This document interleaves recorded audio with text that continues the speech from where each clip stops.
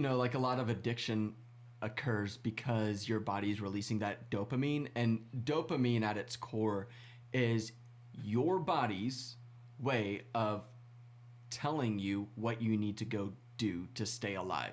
It's very much a survival mechanism, because you'll start seeing that the things that are just like really primitive, like food and sex, give you that dopamine release, and those are the things that people can get addicted to. Right. And so when you have drugs, for example, that release that dopamine hit, or maybe it's completing a quest on World of Warcraft, you get that dopamine response. Well, it's not just dopamine too. It's like serotonin, oxytocin, like all of those that give you that version of a feel good. Yes. They all come into play. I don't know that drugs release all of those chemicals. They might. I really just don't know. But I hear the dopamine response more. That's the big one. Okay. But like I think serotonin is what makes you feel connected to people. So you might get that from psychedelics, or I'm told that like it's a similar feeling with ecstasy. Mm-hmm. So maybe that gives you those same hormone releases. I just don't know. But because certain substances or certain activities release that dopamine response, your body subconsciously recognizes that as good from a survival standpoint. And so then your body knows, I can get a dopamine response, which throughout all of human history and evolution has been a requirement of survival, effectively. Yeah. So your body's like, go get that again, because that's helping us stay alive. And in today's world, where that's not really required to stay alive, it becomes a problem.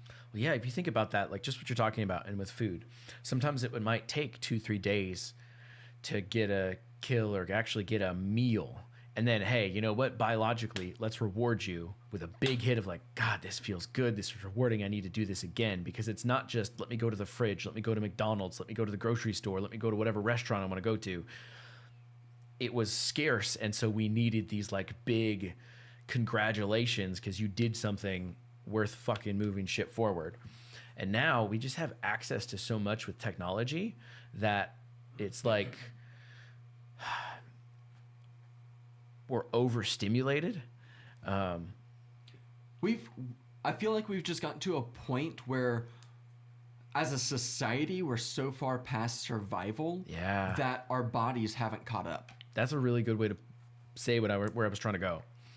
Like we have all these survival responses still hardwired into our DNA, but, and this isn't for all of humanity yet, which is probably why we still have them, but for a lot of our like civilized culture, like whoever's probably listening in, a lot of this isn't needed like it once was. Mm-hmm. And so this puts us in a weird, having me ask a weird question. Do you think our bodies can and will evolve to reflect current lifestyle in society? Yeah, but I think that we're on such an exponential curve that we're always going to be behind.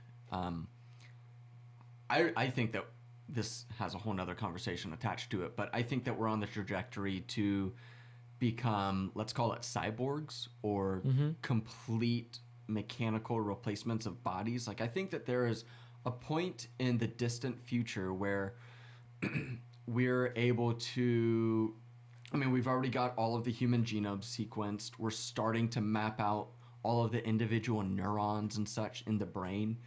And I think that there is a point where we'll come to where we're able to, let's say, download a consciousness and upload it into a mechanical form.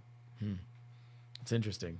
And at that point, I think that's when our bodies no longer have to try to keep up with their technological advancements. But when you think about, like, if I go back to your question, think about like in the Middle Ages, let's call it the 12 to 1500s.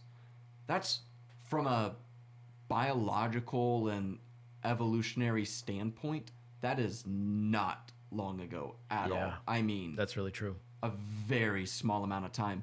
And those people back in those times, the vast majority of them survived by farming. And so if you had a bad winter, you didn't have food, or hunting. And so either way, it's still that more like primitive response. And so all of this was still necessary, probably even all the way up through maybe even 1900. You know, in the 1800s, it's not like we had Walmart down the road, right? Still.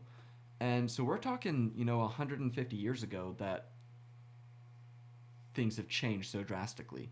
So what if, how do I play this out?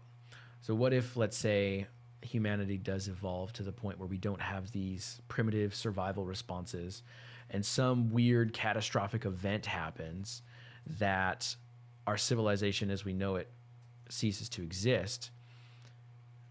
Will those survival responses that have gotten us this far, if they're lost, how do we continue? So like we see ruins of crazy civilizations that are just lost and we don't understand how they got there, where they came from. And what if we've done this before and those survival responses that maybe aren't serving us in our day-to-day life today maybe serves the species as a whole in a dystopian future? So your question is, like, are we losing the things that make us able to survive?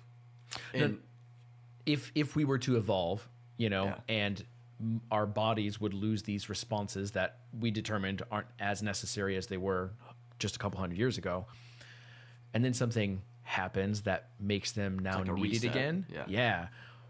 But those responses are gone.